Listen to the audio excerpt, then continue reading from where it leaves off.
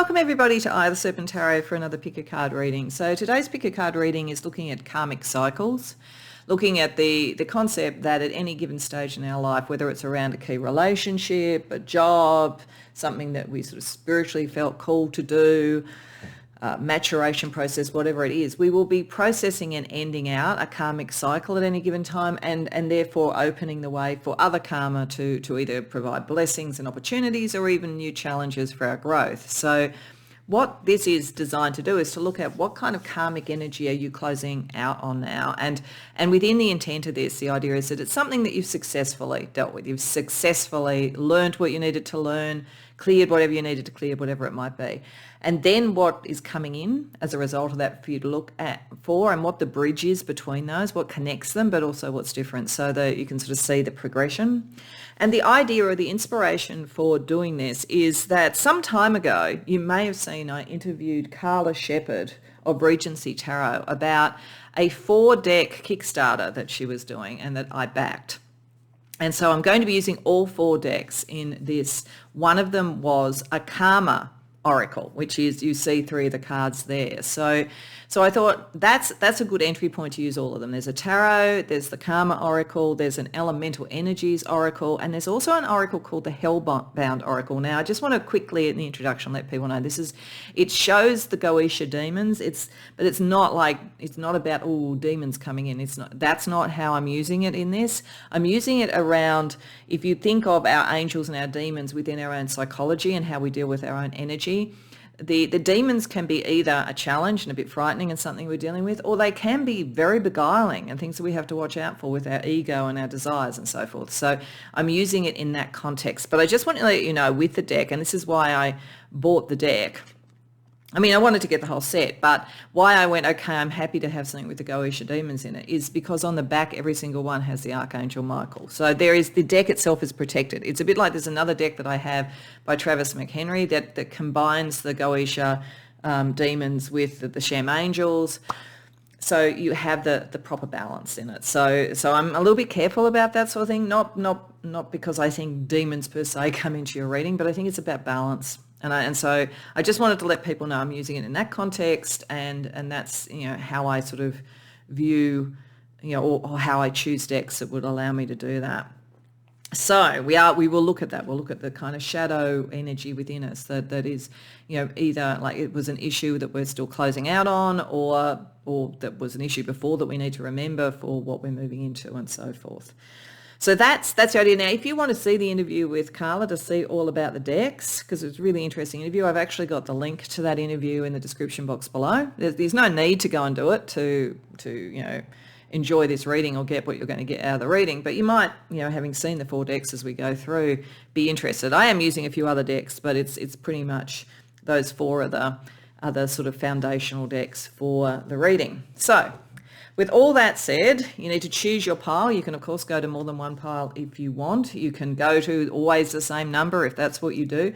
But for those that do tune in each time and are drawn by the energies of a particular pile, to help with that, there's 3 cards from the karmic cycle that are going to be used in this, or the karmic law deck. And the first one I asked for as part of the choice is something about the energy that you are successfully closing out on now. So it doesn't mean because these energies are quite good, it doesn't mean like that ability is gone anymore. It's like it could very well be that you've achieved it and then you move forward with it. So that's fine. But this is some energy that is in the closing out. Underneath there is one that is for what's starting, and there's one as the bridge, and there's also another deck there to show part of what the bridge is, how that actually operates. So for pile number 1, we have oneness. For pile number 2, we have divine manifestation. And for pile number 3, we have intuitive wisdom. So if you feel particularly drawn to one of those, you feel like, I've done something in that space, I feel like I've kind of achieved something, or I'm very close to it, I'm getting there, that may be what helps you choose. But, do whatever works for you, and when you know what reading or readings you want to go to, the timestamps are in the description box below, and I'll see you there. Welcome pile 1 to your reading. So straight off the bat, and this is probably isn't surprising given that you were drawn to one that was talking about closing out on oneness.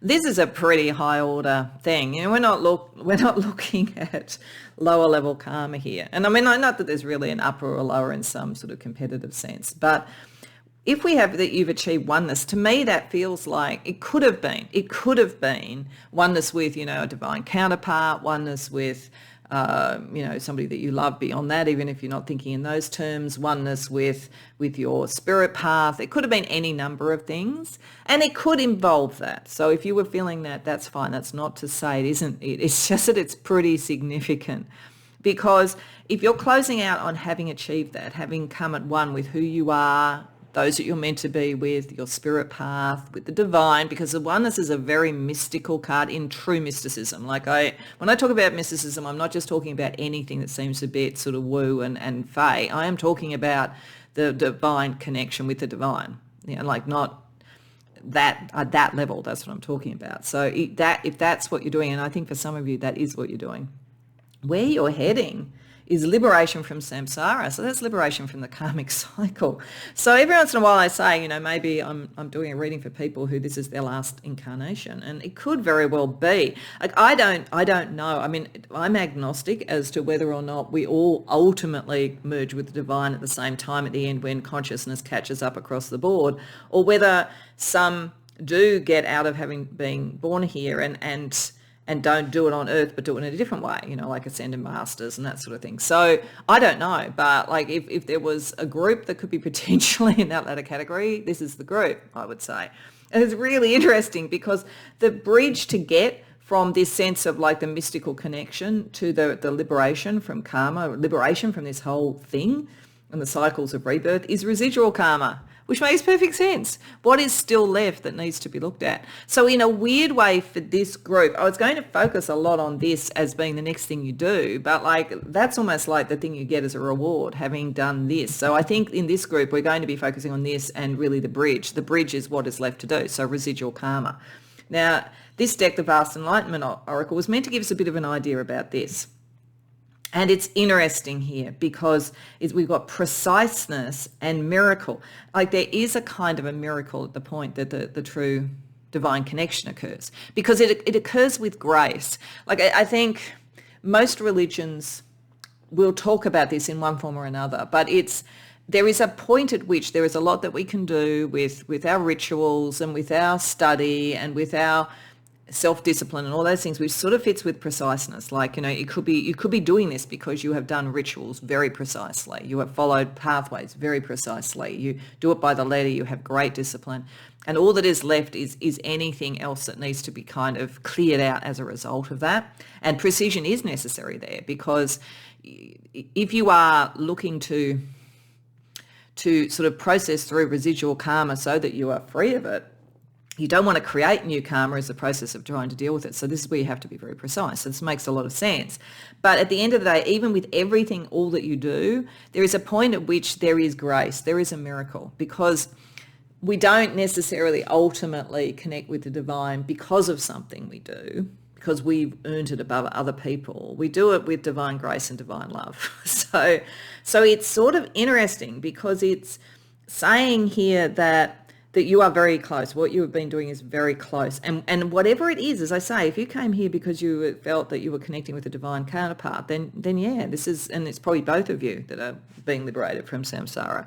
If it's that you feel at one with your career and your vocation, then you're doing exactly what you're meant to do to in a sense, set you up to burn out the rest of the karma or whatever. And you're doing it in this very precise and graceful way too. Your own way of doing it is grace. So that's true. But if you are a mystic, if you come here as a mystic, then you're pretty close, I've got to say.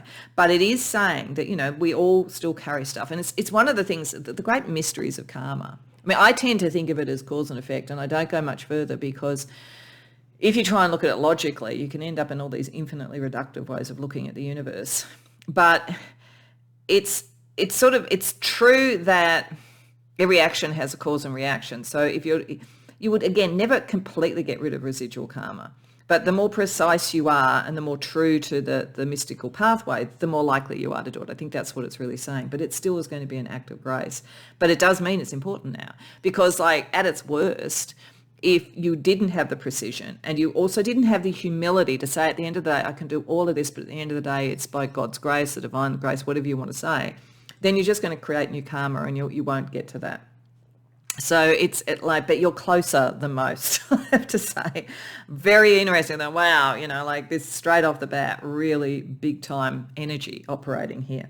So we're going to use Carla's Elemental Crown Tarot deck, and we're going to have a look at each of these. So I was basically going to do, a little bit more about what you're moving on from, what is ending or what you are completing. Then a little bit more about what's coming up, and then sort of the bridge. But I probably could do what's coming up. What's the energy around the release? What's all that about? But then this is really kind of what's the next steps. And then we'll just ask quickly what you're not seeing that you need to see. So firstly, just some more information about this oneness so that we get a sense how many of this is a purely mystical thing and it is the mystical journey, and how many is it what you are doing in other ways in your life to be at one with yourself and your path and your people has kind of created this anyway. So let's just see what we get. So around what is completing, closing out, Page of Swords, the Lovers reversed, the Seven of Pentacles reversed, the King of Pentacles reversed, Judgment reverse. Wow. Okay. All right. So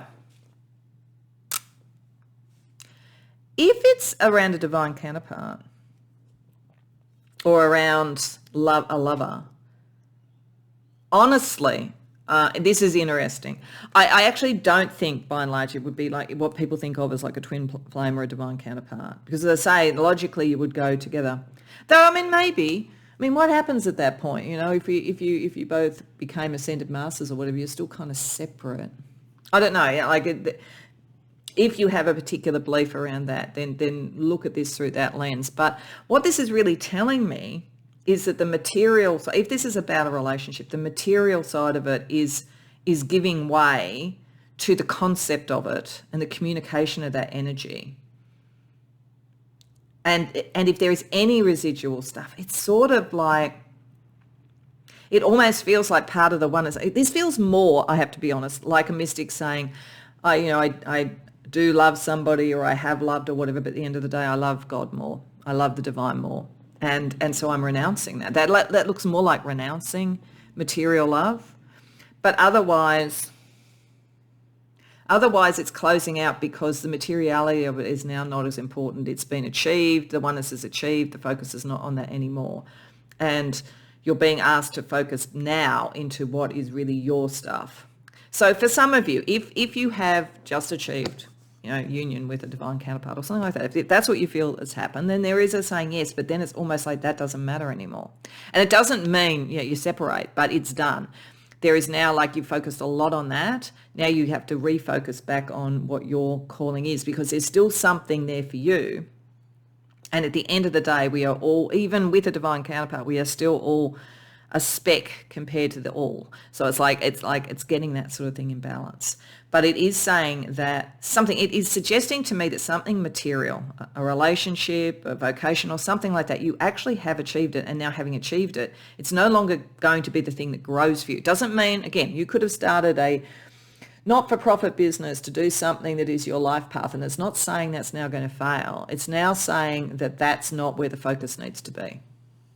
It's not the thing for your karmic energy anymore, because we're talking about your karmic, your soul journey energy here. So it's not suggesting it's going to fail, because you've achieved something in whatever this is, but it is saying it becomes less important. So then that's because you're heading to a release from the material world and from even the relational world on that level. So let's just see a little bit about that for you. King of Wands, Nine of Wands, Queen of Pentacles reversed, Page of Wands reversed, the Tower reversed. Okay, so what I'm getting, I'm just going to say the energy I'm getting, and, if it doesn't resonate, don't take it literally or try another reading. But This is also looking to me like for some of you, that you've connected, you've connected to the right people, the right family, the right love, you might have children, there's all sorts of things.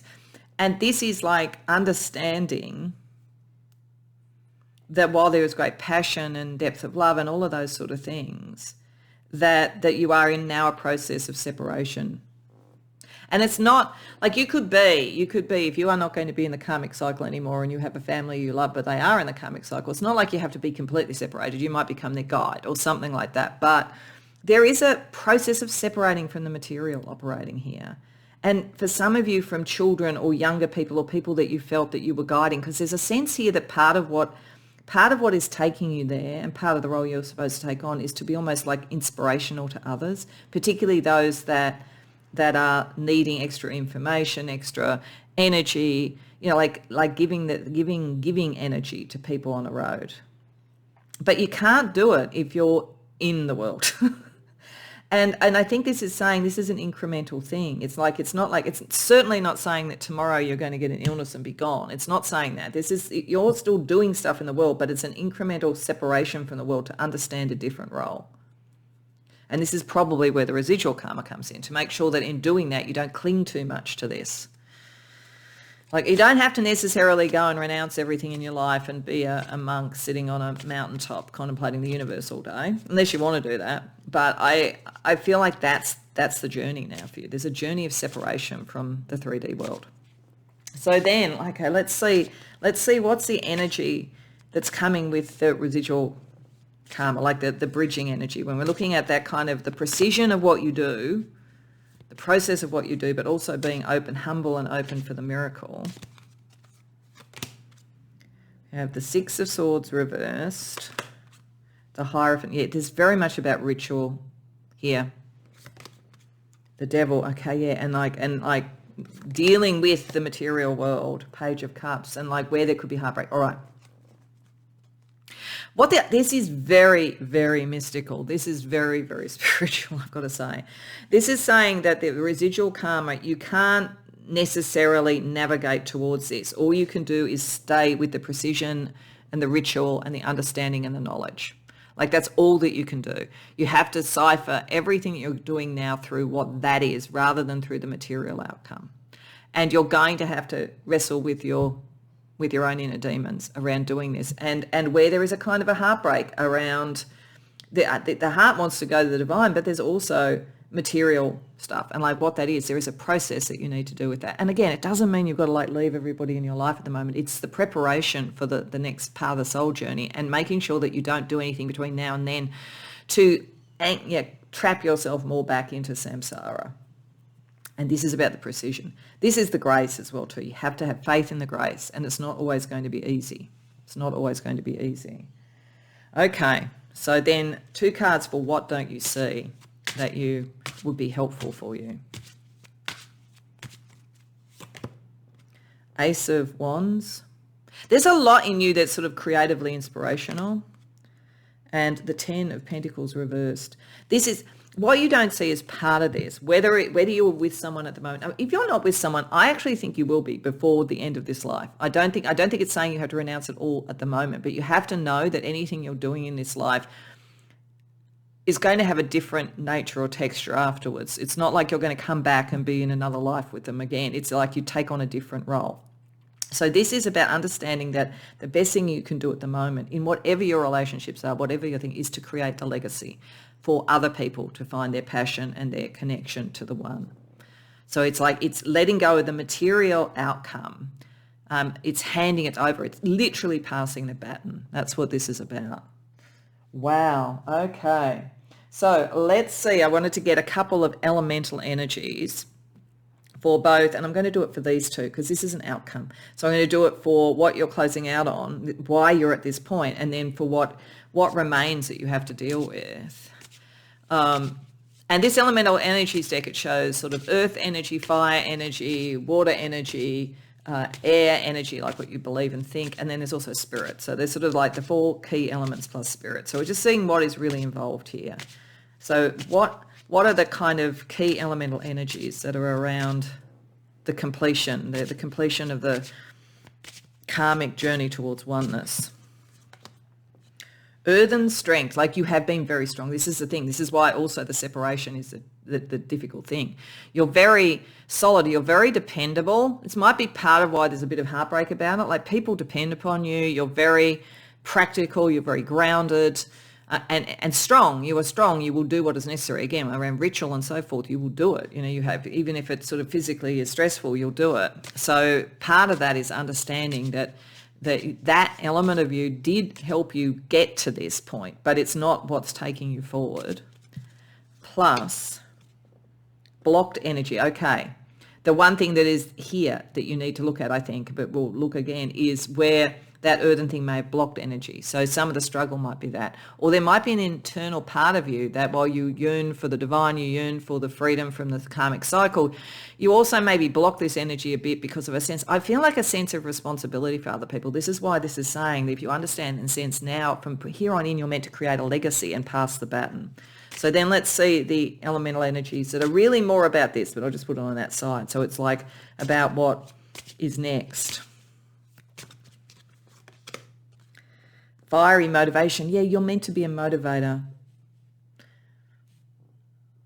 That's, you know, it's like it's being a coach, being a mentor, being a motivator while you are still here. That's how you now fulfill it. It's like you created a dynasty, you created a organization, you created a really strong, solid sort of sense of things. Now you're meant to motivate others to be able to do it, because that's going to be your next role, I think. You're going to be like a guardian angel guide. And torrential purge. Okay, this is the tower energy. You'll need to find motivation within yourself as well to purge whatever is left. Because there's a little bit of you are yearning for this and you are ready for this, but there is some pain, there is some heartbreak. Remotivating yourself all the time is going to be important. Thinking about that and the rituals that you do and so forth. And also understanding that, you know, there may be pushback from others if you sort of start to kind of pass the baton and get them to do things. So be ready for that, I would say. Okay, so let's have a look at the shadow areas. Let's get right into that. So we just want to get a shadow area around what's completing and a shadow area around the residual karma, like things. And as I say, these demons are not meant to represent actual demons. It's just personality aspects in you, shadow or otherwise, that could either beguile you to take you away from your pathway, or that could be actually something good that you can use, but you need to understand why you're using it and for what purpose. Or it could be something that is a bit frightening, challenging, or something like that. So it's things to be aware of. So around the oneness, the full completion of that part, we get Gamajin, who is a marquee. Interest in the afterlife, knowledge, curiosity about karma in the realm of the supernatural. So you're really interested in this. One of the things that, and this is where I'm saying like that the precision and the grace, you know, or the precision and the miracle makes a lot of sense with this for what's remaining, because it's sort of like on one level the mystical, at its highest order, the mystical side of you is yearning for the oneness, all that kind of thing, which is the thing that is the engine towards clearing karma and connecting with the divine and grace happening. But if there is a kind of just an interest in that, if there is any side of this, and this is what you have to be clear with yourself and clear out and pray about or do whatever it is that you do in terms of ritual, that is more about kind of just wanting to cheat the system and get out of it. Like, so for a personal motive rather than just this is the next evolution, that could hold you back on complete, that could take residual karma in there. So it's just something to be aware of. And even hearing this, like one of the things you have to be careful of is that you don't go, oh, I'm just so much more spiritually superior than everybody else, because it was saying it that you've done a lot of work, definitely, and you could do a lot of good, you know, as a guardian angel or whatever, but it's still ultimately grace that will do it. So it's sort of that is something to be aware of. And then in terms of the residual karma, we have Ganga, the great river, protection and healing, safety, well-being, remedies to ailments. So I think this connects with the torrential purge. I think that it is saying that at its best, understanding this issue is going to trigger some of that, and some of the emotional stuff is there, and it's sort of like focusing on the healing, and it's getting the balance right, making it the healing of the soul and the heart, and acceptance rather than papering over it, because we're looking at what could be sort of shadow energy here. So in a residual karma, if you actually step back from what you were doing because it was too painful and you just needed to heal, you could slow it down. So if you use that healing energy because of the emotion in a way that slows you down, you slow down that next step and create new karma and so forth, and you go back to that before you can go to that. So I think that's at its best. At its worst, it could be emotion overtaking you altogether, or a wish to heal others rather than pass the baton on so that they can heal themselves. So again, there's a little bit, and this would always be the case at this level, like there's a little bit of a thing about ego and making sure that you do understand that in the end we'll all ascend. It's just when the time is right and when our energy is meant to do that, to do whatever the next thing is, and that is an act of grace. So I think that's what this is talking about.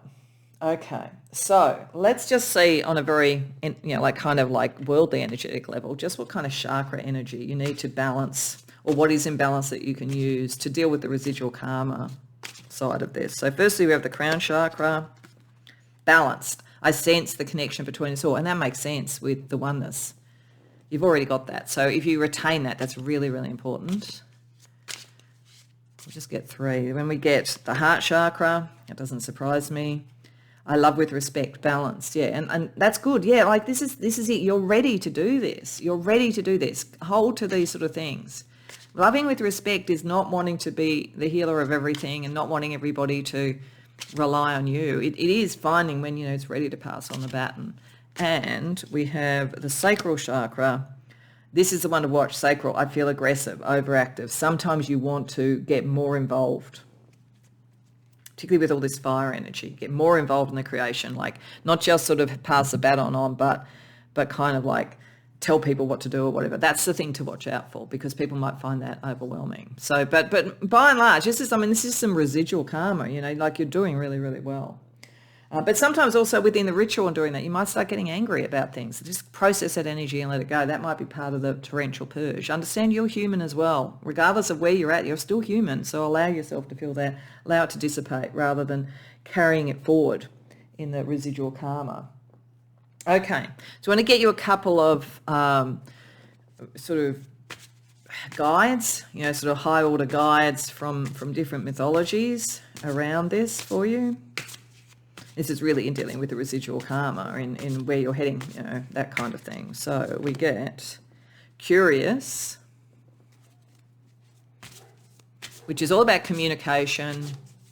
It's about being curious, about being open to things, and and following the sort of like understanding and following the pathways and the clues and that sort of thing. And wow, Victoria, you are meant to be victorious. Victoria is kind of like any of the sort of goddess and god energies that are about victory and about what it is to be victorious.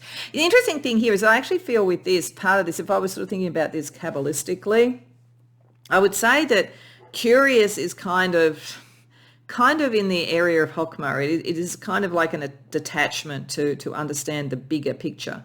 And that's partly where the precision comes from, detaching from self, detaching from the material, and being curious rather than just wanting to sort of like strategically jump out of the game. Like being curious about what the game is part of what's actually brought you there.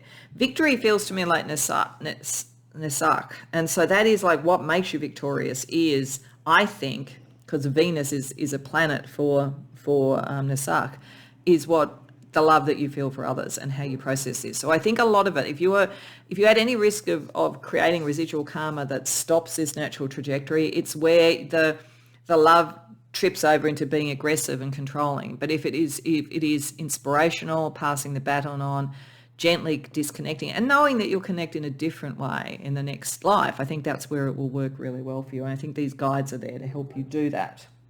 Okay, let's also get you just a little bit of astrology to guide you as well.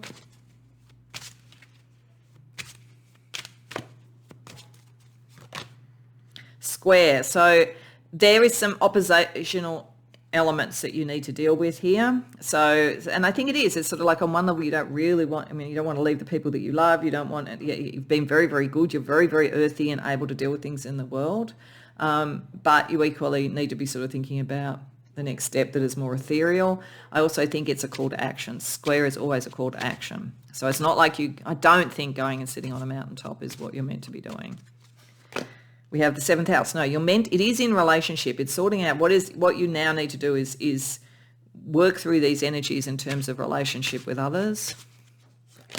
And mutable. It is being a little bit more flexible around this than you might be with yourself. I think you're very disciplined, but I think it's going to call on you to be a little bit more flexible with others. Okay, just to finish off, we want to get a 5D version of you. So that will be interesting just to close out the reading. Rainbow energy, the colours of the universe live within you, radiate their brilliance. Yeah, I think that is, that's a very high order kind of energy around alchemy. It is, it's the fiery energy. There's a lot about fiery energy. I do think that, it may well be, and again, this is just a theory, having looked at this, that those that jump off samsara, in whatever their role is going forward, maybe they do fit with one particular element quite a lot. And you've done a lot in the earthy thing in your own life, but I feel that the next step for you is the inspirational, inclusive sort of energy. And as I say, the passing of the baton, the passing of the wand, a bit like passing the Olympic torch forward is what I'm feeling about this. So yeah, it was pretty big right from the beginning. I hope that resonates for you. I hope you enjoyed the reading. If so, please like the video and subscribe. If you care to share in the comments, I'd love to hear. Otherwise, I hope to see you in future readings. Welcome pile 2 to your reading. So this looks like it's a lot to do with manifesting love, manifesting the right relationships, or potentially manifesting in general and the impact it has on relationships and what it's teaching you about yourself.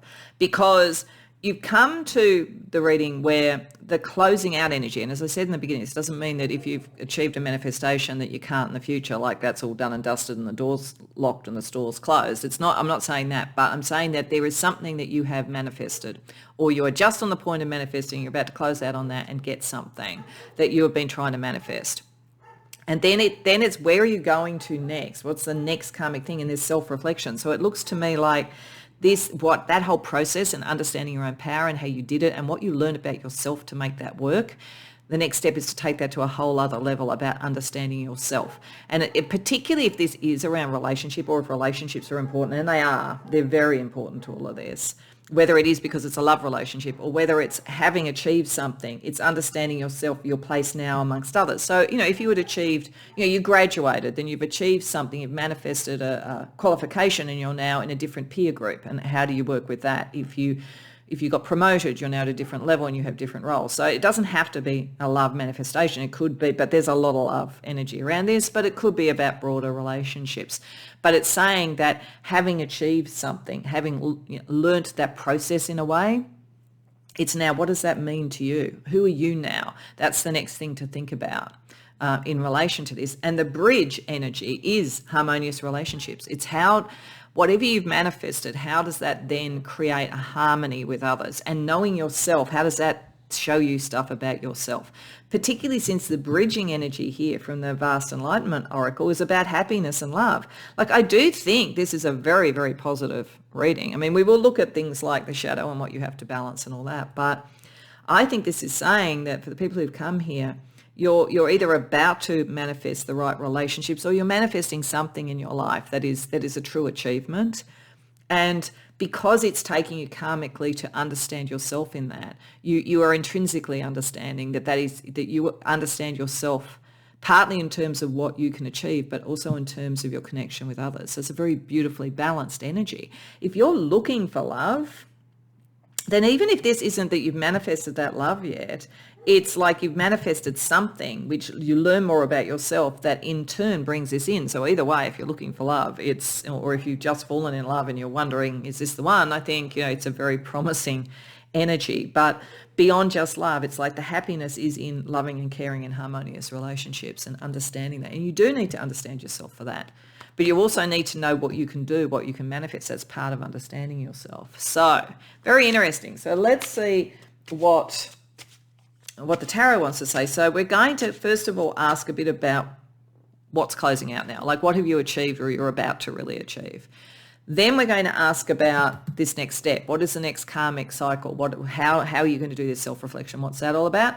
Then we're going to ask about what's the bridging energy, which is around the relationships, and then we'll ask what you don't see. So we're going to use Carla's Elemental Crown Tarot for that. So just a little bit more about what's closing out, what you've achieved, what you've manifested, or what you're about to manifest, that kind of energy. 10 of Wands, Hanged Man, King of Swords, the Fool reversed, Ace of Pentacles. Okay, all right. Certainly whatever you are closing out on, it's been a learning process, I think. You achieve a new beginning, a new blessing materially, whether it's a relationship, whether it's starting as I say, it could be graduating and starting a career, it could be starting a business, it could be making money in some way that then allows you to grow and do more. It's definitely saying it's not closing out the concept of manifestation when we have the Ace of Pentacles there, but it is saying that there's something material around this. Now, the thing that interests me is that doesn't look very romantic. So I sort of feel like, if it is about manifesting love, I feel like you've manifested the energy and that self-reflection brings it in, or you've just started the relationship but you don't even know yet what it's going to be. Because the real key here, and this is probably why we're going to self-reflection, is that this is about wisdom. Like, it's like the divine manifestation there might be a material thing that comes out of it, but this is about the getting of wisdom. It's been an arduous thing. It's taken a lot of energy, and there's been delays and there's been sacrifices to get there. But the King of Swords with the Fool reverse to me is the Fool's gone all the way through the major arcana, has come back again. And it's like, won't get fooled again, I say sometimes, but it's also like there is a wisdom. There is the next step, the next part of this, having brought in a new beginning, I feel. It's done with wisdom, and with the King of Swords with balance and wisdom. So there's a lot here that, even if you were doing, I don't know, law of attraction stuff or whatever, depends what you believe in. But even if you were focusing on what this material thing is, the actual journey that has got you to the point where you're completing something and you're able to then now understand yourself and understand relationships and all that kind of thing is the getting of wisdom. So you've become very wise about something, which is really helpful. And it'll be very helpful. That's also probably why self-reflection can become the next karmic thing that you can look at, because you have that wisdom and that objectivity and understanding the whole journey, and you've got something precious to protect, I think. So let's see a little bit about the self-reflection. What is Spirit saying is your next karmic cycle sort of focus to really, I think, protect this new beginning, to work with the wisdom that you've got. 9 of Pentacles reversed, 4 of Swords, 9 of Swords reversed, 6 of Pentacles reversed, 2 of Pentacles. Okay, this definitely is about building something. The manifestation has got a very earthy feeling to it. So, it could be a relationship that's a committed relationship, could be a business, could be, like physical sort of outcomes, all that kind of thing. Healing maybe. But what this is saying is the self-realization, and this is why this is all about relationships, starts right off the bat, and it says you can't do this alone. Like, what you realize is that what you manifest has had other people involved, and who you are is not just who you are intrinsically, but it's who you are in response to others, in a community, in a group, in a family. Probably more likely a community, a group, a workplace, or a group of friends with the 9 of Pentacles reversed. If it was the 10 of Pentacles upright, I would be going family. It's family, but I think it's a broader thing than that. But this is not about independence. So it's sort of like, you've been able to achieve something, and it is you, and that you have got the wisdom, but it is part of the wisdom that you've got, and part of the understanding of self is now how that connects with others. It can't be done alone. It is saying that sometimes that overwhelms you a bit. Like, it is saying that one of the things, and this is maybe something to realize about yourself, that you do need other people for this, and you are tilting towards the bridge for all of this is harmonious relationships, but sometimes you're just going to need to have to separate out. I think you're probably quite empathic. I feel like with the 9 of Swords, so you might draw in a lot of other people's worries. So you need you need to kind of find time out. You know, you're in the introvert extrovert, you're probably a little bit more introverted. You're probably not necessarily shy, but you get energy from within yourself. So you need to be aware of that, because a lot of this is the next step around this is you in relation to others. And it's with equals. It does have a feeling like graduating or something like that. Or as I say, you know, moving up the ladder, you know, and you've now got a new peer group. It's like you are with others, and it's sort of like a sense of being amongst equals and that kind of thing. That's and understanding yourself in that, as opposed to being a student or as opposed to being a team member and now you're a manager, or if it is in a relationship that's very positive because you're equals. It's not, one is not more strong than the other, one is not more wise than the other, that kind of thing. This understanding all of that, understanding that you have an inherent need to sometimes just withdraw and be within yourself, and that is important, but that this is a journey with other people, which is why the bridging thing is harmonious relationships, is meant to give you the how to use your wisdom to make the right choices. If you understand that about yourself, that this is not a lone journey, that you may well be the master manifestor with that, but you can't do it alone. And like understanding that and having the humility for that is important. And if it is a relationship that you brought in, obviously you can't do it alone. It's about now what are the choices for two to create this. So let's have a little bit of a look at some energy around the harmonious relationships, how you bridge the two. Knight of Pentacles reversed, Strength reversed, Page of Swords, King of Wands. Oh, okay. This makes a lot of sense. So I'm just going to talk about it as though, you know, this was like some sort of like business venture you were doing or something in work, but you can apply it to anything. You can apply it to a love relationship or whatever as well. You have been a driving force in doing something, and you do have basic manifestation ability. You do. It's telling you. You're closing out on a cycle of understanding that about yourself.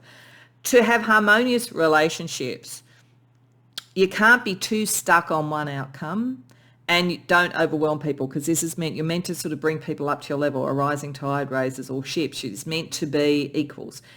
In this area, you're probably ahead of others, but you almost have to, for the harmony of the situation, mute that a bit and rely on your persuasive ability. And you've got a lot of persuasive ability. You're very inspirational, you're very charismatic, and you're really able to articulate this. So understanding that again, it's like understanding that it's not just that you need to withdraw off your own energy, but you do, but it's also that you're very strong compared to some of the people you're with. You're equals, but it's in different ways, and you have a lot of strength, and you could get very fixed. So I'm saying don't get fixed on an outcome. It's more like go for the feeling of something, and influence rather than dominate. So what don't you know? We'll just get two cards that would be good to know for this. Page of Cups reversed. The World reversed. Okay. For many of you, the manifestation might be just on the brink of happening rather than actually happening. Or it could be that it is the first step in something, and then, you know, you want to grow it. What this is saying is that you've been very focused on achieving that, getting the wisdom and knowing how to do it, like knowing how to do it. And you do. And then you, because you're naturally in your mind, you'll go into self-realization, you'll go into the psychology of this, and you'll be working out how to negotiate with others. And that's all important as well. But it is saying that somewhere in the mix, because you're very strategic and it's very mind-oriented, you might not have fully worked out what you wanted in your heart for this. And you can't fully complete that and move into the next thing without that. There's also the thing with the Page of Cups. If there isn't heart, you can't create the harmonious things. But I think it's actually more that you need to define that, because it's like it feels very head-oriented. And, you know, as speaking as someone who's very head-oriented, I never mean that as a criticism, but there's something there. There's something about a better definition of what you want emotionally from this is important, because it's like it's sort of incomplete till you do that. And it's probably because you have to have other people involved, and you have to understand yourself around that to fully have whatever this Ace of Pentacles is, to fully have that flourish and grow and be what you really want it to be.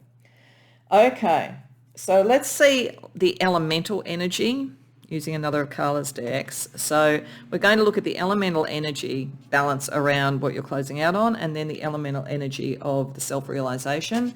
This deck has all the sort of suits of the tarot basically, plus also spirit.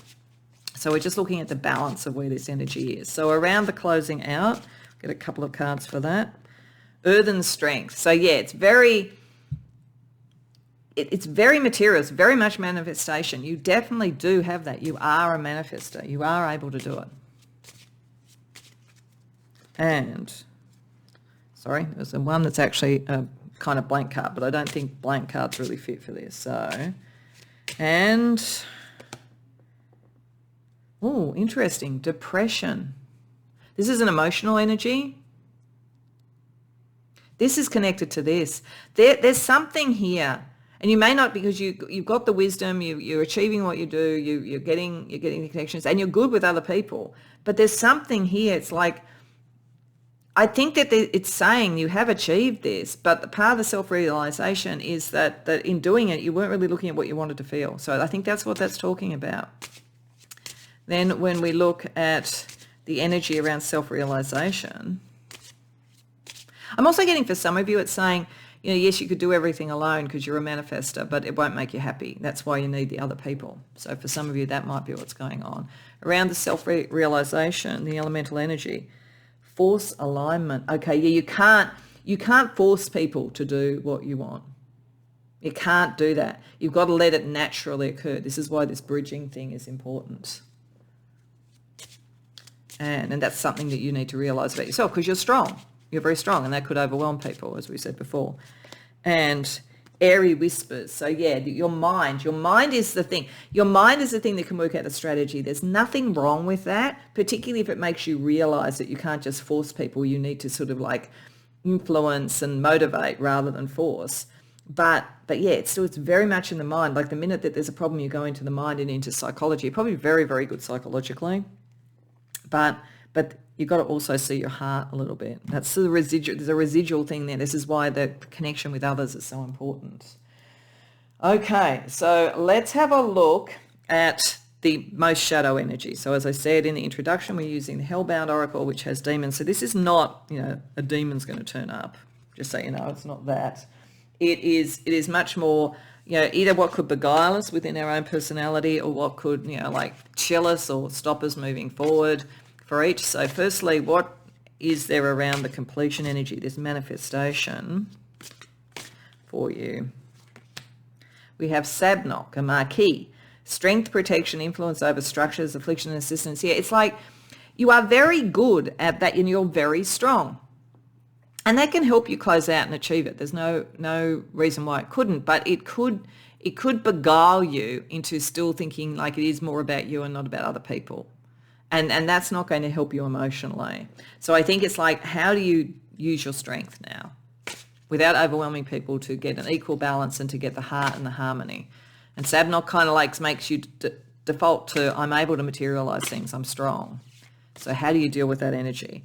And then with the self-realization, we have Forest, President, quest for personal growth, ethical understanding, and the acquisition of valuable knowledge. So it's saying that at its best, this getting of wisdom that was around this is your way through this, around self-realization. But it is important because, again, this can beguile you.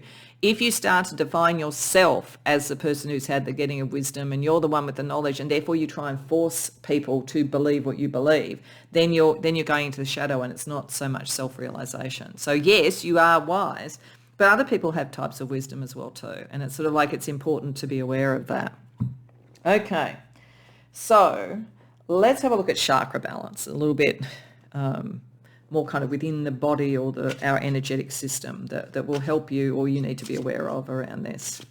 So firstly, we have the third eye chakra, so connection with other people. I see, but I can't concentrate, underactive. So you do have a psychic connection with others, but you haven't worked out how to integrate that and what it means to you. So it's sort of like, this is why we had that you need to withdraw sometimes and go within, because I think you're very telepathic and empathic, so just be aware of that.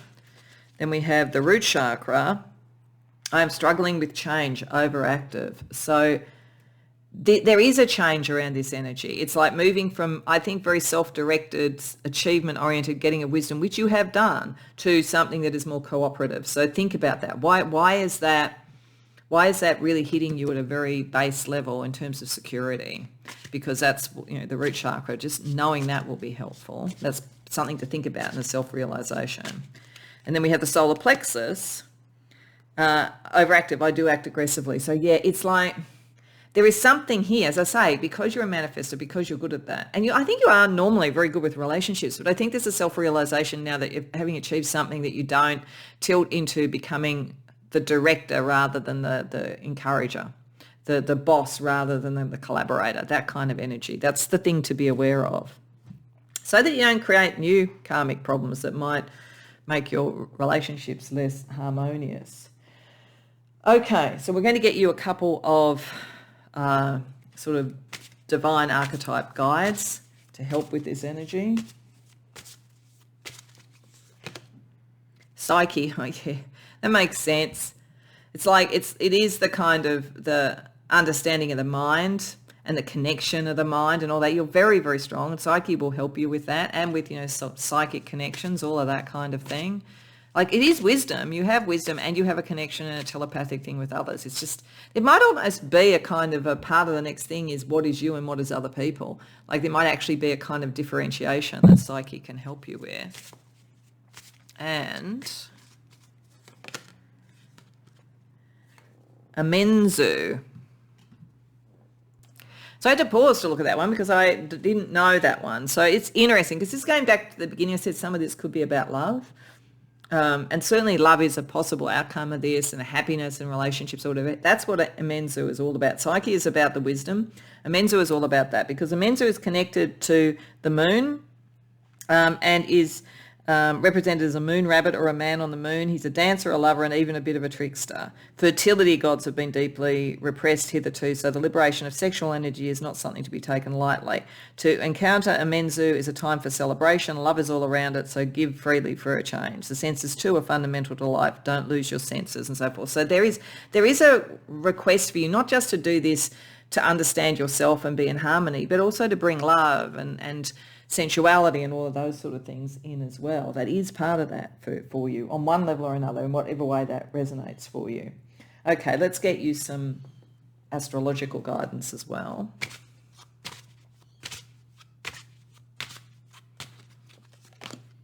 Air. Oh, gee, yeah. Gee, there's a lot about wisdom, understanding, knowledge, communication. You're very, very much. It's not. There's nothing wrong with that. There really isn't, and it's not spiritual. I've had these sort of debates with people who tell me that the mind is not spiritual, but that's not true. But you do have to be aware if you are living a lot in that there are the other elements as well. We have water, so that's good. So the emotions are there. Yeah, connect to the emotions. Connect to the joy of all of that sort of thing, as Amenzu would say. And the fourth house. This is very much true to who you are at your core. Think about it within your home and who you are at your core is a very, like, what is the sort of family environment you would want? What was the home environment? A lot of that will give you some clues as to what to do with this energy to best get what you want from it. Okay, so to finish off, we're just going to get a card for you and your 5D self. Working through the karma. What is the energy there for you, pile 2? Atlantean soul. Your Atlantean soul brings service to humanity and an awareness of universal identity. So there is a wisdom. It's probably why you can manifest. There's a lot of ancient wisdom, and this isn't your first rodeo with the Fool reversed and all of that kind of thing. So there is a lot of, and there's a sense of community there and of teaching and of inspiring and connecting with others. So I think of it in that way. That could be helpful for you. But, I think for many of you, this is meant to bring love if you aren't in love, or if you are in love, to really deepen it. And in that, you find out and learn more about yourself. So I hope that this resonated for you. I hope you enjoyed the reading. If so, please like the video and subscribe. If you care to share in the comments, I'd love to hear. Otherwise, I hope to see you in future readings. Welcome, pile 3, to your reading. So you go into the reading with intuitive wisdom. So that is the cycle that is closing, the karma that is closing out, something that you've achieved. It doesn't mean that you'll never have any more intuition or never build any more wisdom. It just means that there's something that you've actually achieved, succeeded at, and so forth. And I feel for many of you, because of the other card over here in terms of the next karmic sort of cycle that you're heading into as a result of this, that it is like you've achieved, like it could be a qualification or mastered a skill or come to a new understanding or gone up an initiatory level spiritually or something like that, because what the next level is that you're looking, or the next thing, is called graded responsibility. And so to me, that is like that because of an achievement of some sort of wisdom, of some sort of ability, you now have, it's like you earned your stripes and you're going up to the next level and you now have a higher responsibility. So the getting of wisdom created a responsibility. And I often say things like, to those that much is given, much is expected. So there's a sort of yes, you're now in this echelon, you're now at this level, you now have this ability, and now at that level, that's what you're meant to be doing. And that level could be anything, it could be the first job that you have, or it could be that it's the ultimate level. You've gone in a magical ritual, you've become the magus, and you're now, the responsibility is graded because you have gone through a system in some way. That's what it feels like. It feels like, although it's very intuitive, it's talking about that, it's very spiritual, it's still within some sort of system or understanding. You could understand it within gradings, or if you did martial arts, getting a black belt, for instance, that kind of thing. There's something like that going on, where you move from the getting of wisdom to the taking on of a role that is within the grade that you are at, and you understand that grade. And it's going to be a challenge, I think, not a challenge. It's not a challenge for you to be able to do it in the sense that because you have the wisdom, you're ready to do it and you have the qualifications or whatever, but you are being seen as it's like you're being given the next challenge, really. And the energy in between it, that bridges it, is divine timing. So the divine is involved in this. Your spirit guides are involved in this. They're going to work at the right time for you to almost be enacted. It kind of makes me think, actually, of the energy around the soul activation series I did. And I said, I felt like here in this year, there's a lot of people who on a soul level are going to be activated like they're sleeper cells almost, and they were ready, but the time had to be right. I feel like it's a very similar energy. You've reached something. It's probably spiritual with intuitive, but it could be psychic or that kind of thing, or that could be a part of how you are doing something within a different way, like getting a qualification. But at the right time, you're going to be activated. That's pretty much what that's saying. And it is to use these skills in a challenge of some sort. It's got a quest feeling to it. It's another reason why it's probably making me think of the Soul Activation series, because that was based on the hero's quest or the hero's journey.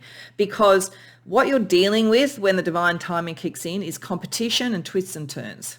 It really does feel like something like, I think maybe martial arts is a really good way of talking about it. It's like you go up the system with that, and like each time you would go up, and I mean, I haven't studied it, but I've watched enough movies and heard people talk about it to know that each level you're going to be challenged by something more.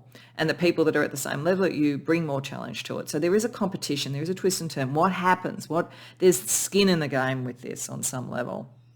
There's something that's meant to be achieved, and only someone with a certain level of ability can do it, but it brings you up against others with that same level of ability. And it's got that kind of Arthurian feeling too. And look at this, you've got it looks like knights fighting on a battlefield. You look like a knight who's sort of like traveling through the forest. So if you have any kind of sort of alignment or feeling of things like the Arthurian quests, there could be something like that. But it's definitely saying you've reached a level where you are, whether you've literally got a qualification, a black belt or whatever it might be, or whether it's just without even knowing it, that's happened. And you're going to be activated into something that is a bit of a challenge.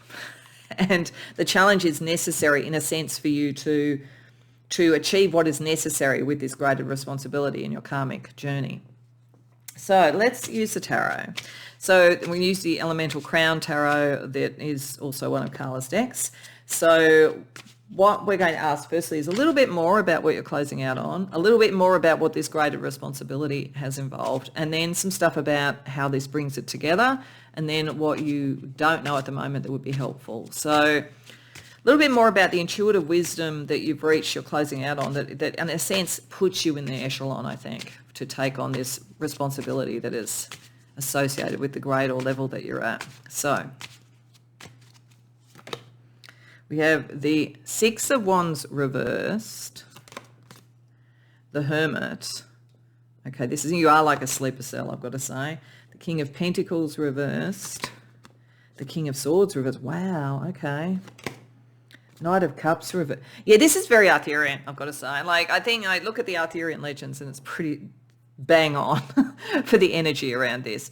Because what this is saying is that the intuitive wisdom, part of the intuitive wisdom that you have is to stay hidden until the time is right. Like you're almost like this energy, with you've got a cow, you're traveling through the night. You're a bit like, I keep getting all these literary or whatever analogies. You're a bit like Aragorn, the once and future king from Lord of the Rings.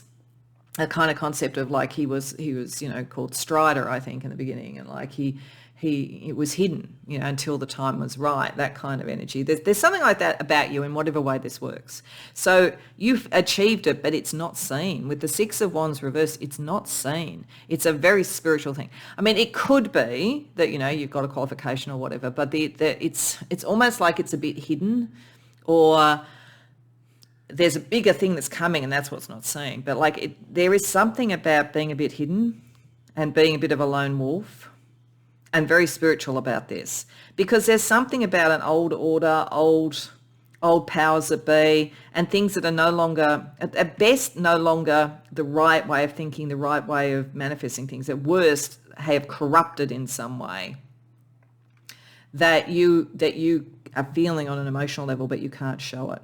So it's like there's an intuitive wisdom about something is wrong.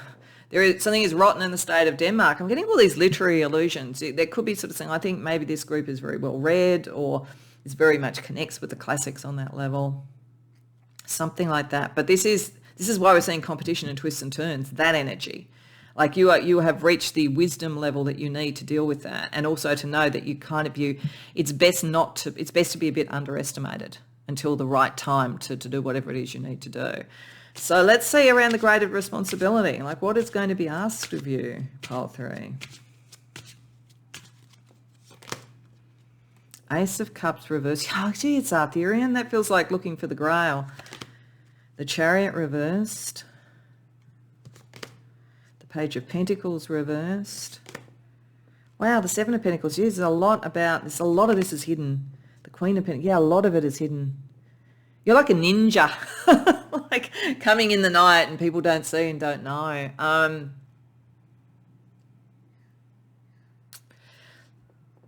Something very material about it. Like there's a lot of material. King of Pentacles reversed, Queen of Pentacles reversed, Seven of Pentacles reversed, Page of Pentacles reversed. This is like getting to the level where you can almost see what is wrong with the system. Like maybe you couldn't see it before. So say for argument's sake, you were working in an organisation and you've now got a promotion to a level where you see how decisions are really made. That's when you see the corruption, and you didn't see it before, for instance, just as an example.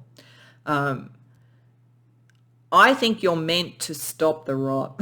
Like I think that to reconnect things to the heart, bring back the Grail, that kind of thing. But like there is something rotten in the state of Denmark. There is something like that going on. It's like you're meant to find a way with the ability you have to stop that from occurring.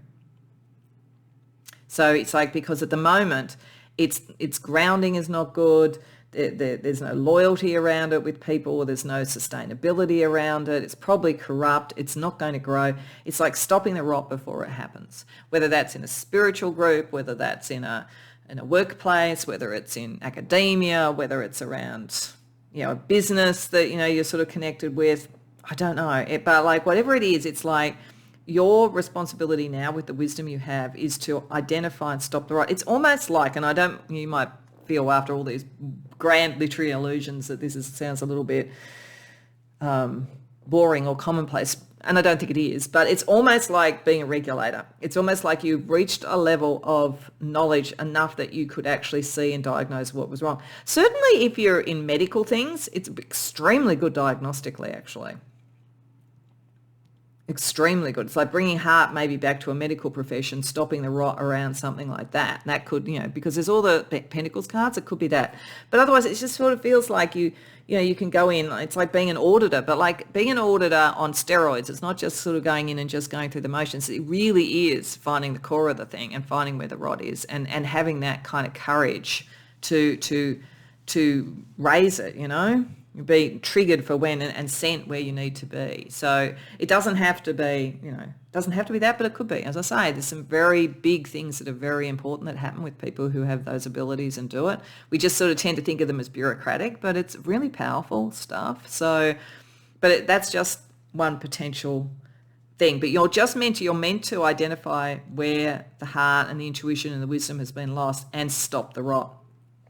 And you're able to do that. You've got the responsibility level to do that. You've got the skills, but you've just got to be triggered when it's the right time. And it's not going to be easy, because that's competition, twists and turns. Because there's people who are doing well out of this rot, and they're not going to really like somebody coming along and doing something about it. And if it's in like family stuff or relationships, again, you can see what's wrong in a sort of situation. And at the very least, it's like that stops here. Like even if you were in some sort of like toxic family and dynasty and there's a lot of ancestral karma, it's like, I'm not carrying this forward. This stops with me. I'm having different relationships, that kind of thing.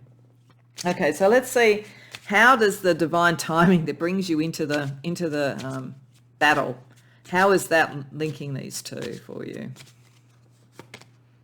Temperance reversed, the Lovers reversed, the Moon, the Ace of Swords. Okay, you'll be inspired. You're going to get a download or something like that, that there is something under the surface that has to be seen. And the part of the intimation with your intuition is going to pick up that something's out of balance, and there's probably going to be a lack of harmony around people, and you'll go even more into that when you use your skills. But like, you'll also at the same time with the divine timing get a download that something has to be explored. This is it. You are going in, you're diagnosing something, you're seeing where the rot is, you're doing that. So the divine timing will be partly materially shown to you by something that people seem to be out of harmony. But you'll also know, like you'll get that sense, there's something under this and this is what I'm meant to find. So what don't you know at the moment that could be useful in moving, closing out on just being able to, this intuitive wisdom, this is how you can do it. Like you can really read a room, read a situation, read people. It's like, but what don't you know that could be helpful to know? Nine of Swords. Strength. Okay, you don't know your own strength. What this is saying is that you are so strong that when you do this, you'll be able to meet all the things, that you're graded, you're at the level. You may not think you're up to this. Again, when you look at the hero quest, practically every single one starts going, why me? How can I do this? Frodo, I'm just a little hobbit. How do I carry the ring? Like there's something like that you don't fully know. So you may worry more than you need to because you have the strength. This is all happening because whether you've literally got some sort of qualification or whatever, or whether the divine knows that you're up this level, you're ready, you're the person, you're the one to deploy. Either way, you don't know your strength yet. So don't worry so much. The timing will be right and you're ready and you're strong enough is what this is saying. Wow, okay, so let's see elemental energies around this, both around what you're closing out and what you're moving into. So this deck, it's another one of Carla's decks. It has all the 4 suits, the elements that are shown with that, plus also spirit. So just want to see the balance of that kind of energy around it. So around the intuitive wisdom closing out, the thing that's really prepared you to be at this graded level. Soul contract, okay, you're divine timing. Like you're going to be triggered. If you haven't actually seen the Soul Activation series, I'd suggest watching it because this has a very similar energy to it. And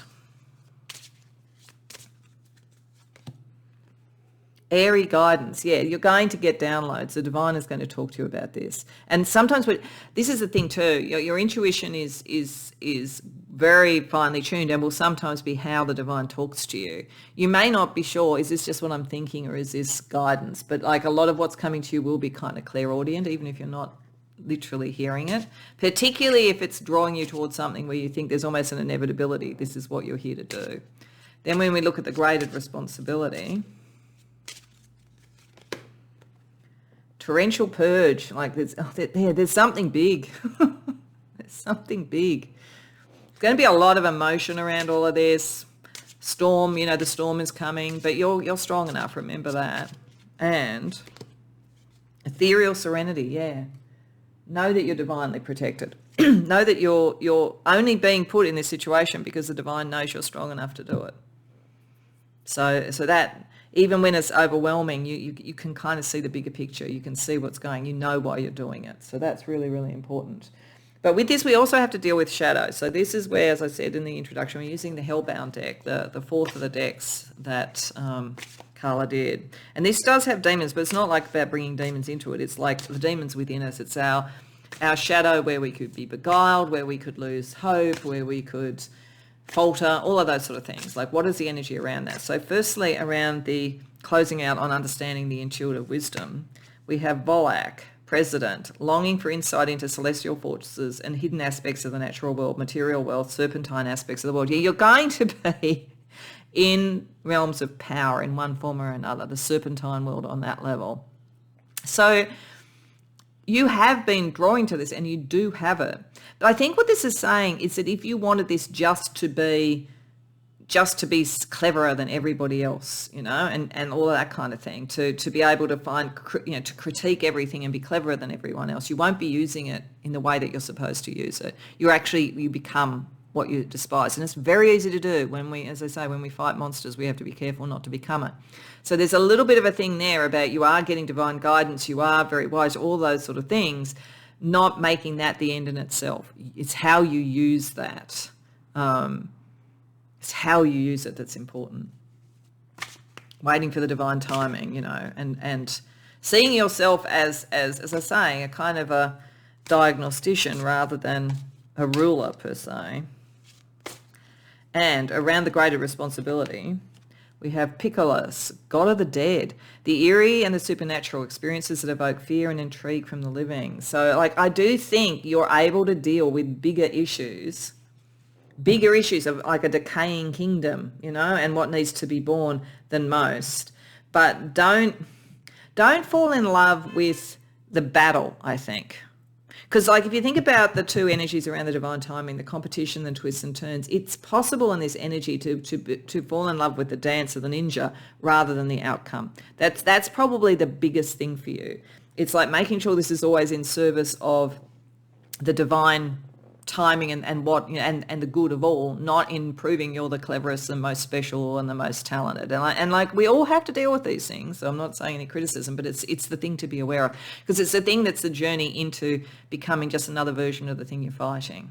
So, and that happens a lot with big ticket power things. So it's like you're ready, but don't let that sort of sway you from where you're meant to go. So let's have a look at chakra energy to see how balances or imbalances there would be helpful to know about. So firstly, the solar plexus. So power. This is all about power. Okay, yeah, you need to be aware of this. Overactive, I do have to be right.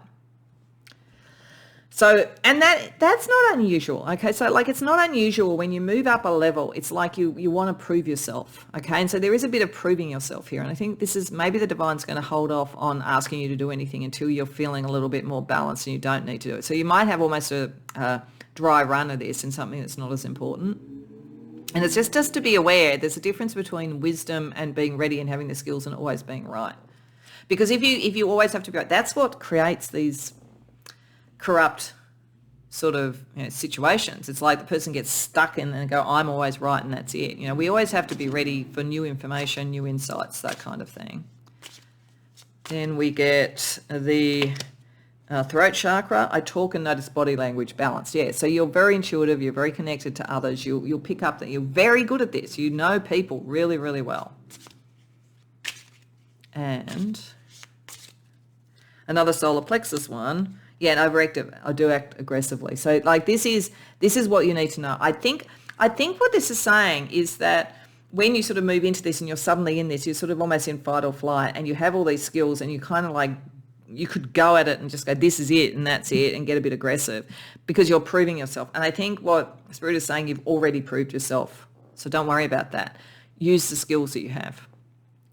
You don't have to force your thing. Understand, notice body language, and become influential. And use how you can describe and talk about what's going on rather than trying to force something. So yeah, I think it's saying you've already got the greater responsibility. You've already proved yourself. Don't worry about that. But particularly if this is subtle, if it's not like you literally got a qualification, you might be thinking, well, how would I know? But it's because the divine timing comes along and because you're being asked to use your skills, then you'll know. Okay, so then let's see what sort of divine archetypes can give you guidance with this, and what type of guidance.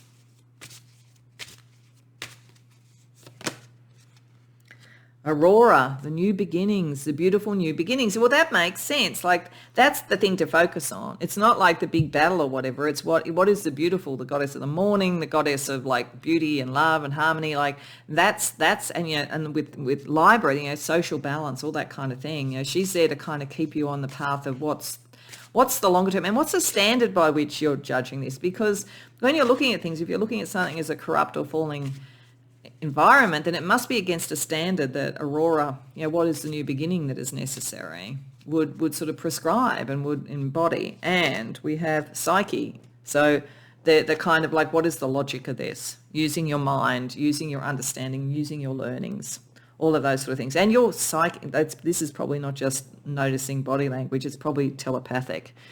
Like understanding that you can read a room really well, because that's been shown all along as well. Okay, so let's also get you some stars to guide you, because of all of the three, you've got the biggest one in the material world, that could, you really have to balance these things, and you're really after a particular outcome, and you're dealing with a challenge. As I say, it's the Arthurian one of the lot, I would say. We have the 11th house, connections with others, other people, like social groups, social causes, all of that kind of thing. Social media may be a very good way to influence. Neptune, your psychic ability, psyche. It is intuitive. Don't lose sight of your intuition. It's very, very strong. It's one of the reasons why you've graduated. And 4th house, this is very key to who you are at your core. It may begin at home. As I said, for some, this could be around family and ancestral stuff, and it ends with me. I've understood it. I'm getting a different sort of social connection. I'm going to find a family, a soul family, rather than a blood family or something like that. But otherwise, this is very core to you. And again, it's very natural to you. So you don't have to overdo it. Just ease into your ability. Because there's going to be enough of external stuff to deal with for you. You don't need to be, battling with yourself as well. So just to close out, we're just going to get a 5D version of yourself as you move into this new karmic cycle. Ooh, stillness. In the quietness of the moment, you can hear your inner voice more clearly. Yeah, whenever you're feeling like you're kind of like just having to push through and make it conflict-based, or whenever you're feeling that competition, or when the twists and turns that we were seeing at the beginning come up, go within, because you have that divine source, and you are ready, you are able, and that will reconnect you to that. So I hope that resonates for you, Pile 3. I hope you enjoyed the reading. If so, please like the video and subscribe. If you care to share in the comments, I'd love to hear. Otherwise, I hope to see you in future readings.